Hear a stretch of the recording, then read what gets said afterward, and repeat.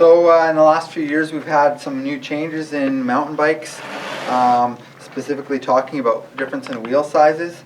So right here I've got a full suspension cross-country mountain bike with a 26-inch wheels, which has been sort of the standard for the last, well, since mountain bikes have been out, about 30 years or 35 years.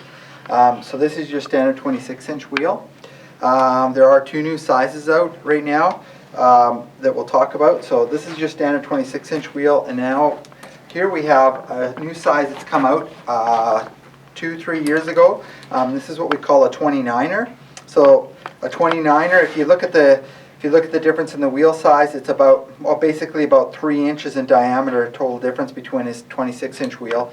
The benefits of a 29er over a 26-inch wheel is the 29er is going to roll a lot better over smooth terrain. It's also going to be a lot better over rooty, sort of minor rocks and sort of bumpy terrain, because you've got a bigger wheel and it's going to overcome those bumps a lot better. Plus, if you got little dips in the trail or potholes and that sort of thing, a 29er is going to roll a lot better over that. Just imagine driving a small car down a logging road or a washboard if you've got really small tires on it, and then compare that to a full-size pickup truck that's got bigger wheels. That vehicle with the bigger wheels is going to kind of go over those crevasses or go over those bumps a lot better. Plus, you've got a little bit more rotational weight, which is not as good for acceleration, but once you get the wheel going, it's a lot smoother as well too.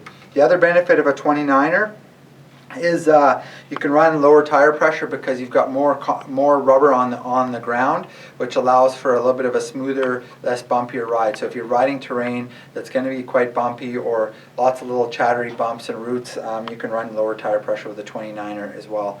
One other benefit of having more contact on the ground is you get better traction as well too. The drawbacks of a 29er, if you're riding really rough, aggressive terrain or doing drops, because the wheel is taller, you've got less lateral strength.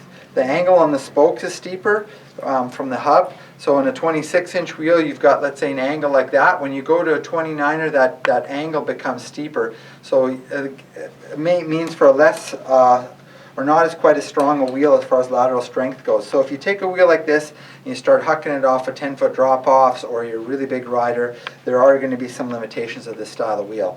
This 29-inch wheel is actually the same size as what's on a road bike or a 10-speed. So you can put really narrow, skinny tires on there if you want to do a bit of bike touring, or you want to commute and you want to be really fast on the road. So speaking of, so now we have a new size which is called 650B or 27-inch, and it's right in between these two sizes. So I'm going to grab one of those and we'll compare it to the 26-inch wheel. So now, if you look at, there's your standard 26-inch wheel, and there's your 650B, which is about 27 inches.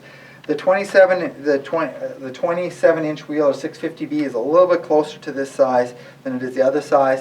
Now the benefits of this wheel is, of course, because it's a little bit bigger than a 26-inch wheel, you're going to have the less rolling resistance. You're going to have the benefit of when you're going over roots and bumps, that it's going to roll smoother. But you've got also the benefits of not going quite to a 29er. You're going to have more lateral strength in the wheel than you will with a 29er. So this is a real good wheel size if you want a bike that sort of does it all, or the jackknife or the Swiss Army knife of all bikes. You can get into a 5, 6, 7-inch travel bike with a real durable wheel with the 650B. So here, for example, we have the Norco Range, which is sort of an all-round bike. It's a 6-inch travel bike. You can do somewhat pretty good sized drop-offs with it.